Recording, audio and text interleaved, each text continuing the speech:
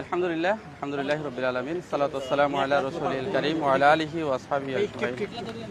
আমরা প্রথমে ধন্যবাদ জানাচ্ছি সাংবাদিক বন্ধুদেরকে। আজকে আপনারা এসে সত্য প্রচারের জন্য, সত্য জানার জন্য আজকে আমাদের কাছে এসেছেন, সেজন্য ইসলামী ছাত্র শিবিরের পক্ষ থেকে আপনাদেরকে আন্তরিক ধন্যবাদ এবং মোবারকবাদ জানাচ্ছি।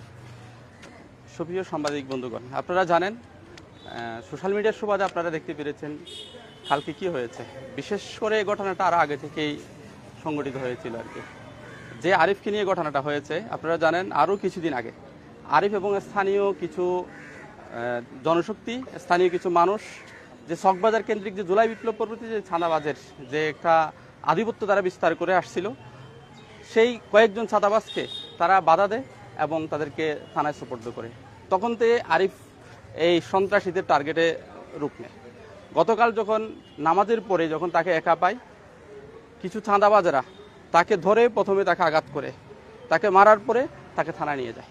আমরা শোনার পরে আমরা কিছু তার বেসমেট প্লাস আমরা কিছু চকবাজার থেকে আমরা কিছু লোক পাঠাই তাকে নিয়ে আসার জন্য।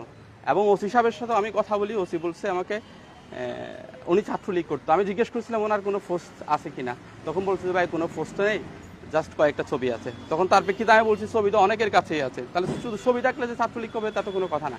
কারণ 16 বছর ধরে আপনারা দেখেছেন পরিবেশ পরিস্থিতি কি হয়েছে।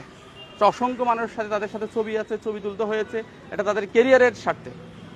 তখন আমি বলছি তা যারা আমাদের লোক গিয়েছে তাকে হস্তান্তর করেন, তাকে ছেড়ে দেন। তখন ওসি সাহেবও রাজি হয়েছে, ঠিক আছে আমি তাদেরকে ছেড়ে দিচ্ছি।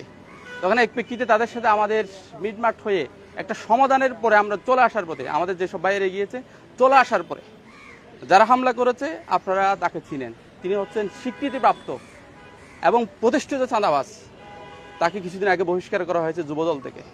সে এমদাদুল হক বাদশার নেতৃত্বে কিছু টোকাই এবং সন্ত্রাসীদেরকে দিয়ে থানার ভিতরে তারা হামলা করে, সেখানে ককটেল ফাটায়, পাখা গুলি চুরাই এবং ইট ফাটকেল দিয়ে আমাদের ভাইদেরকে আক্রমণের মধ্য দিয়ে একটা ঘটনার সূত্রপাত হয়।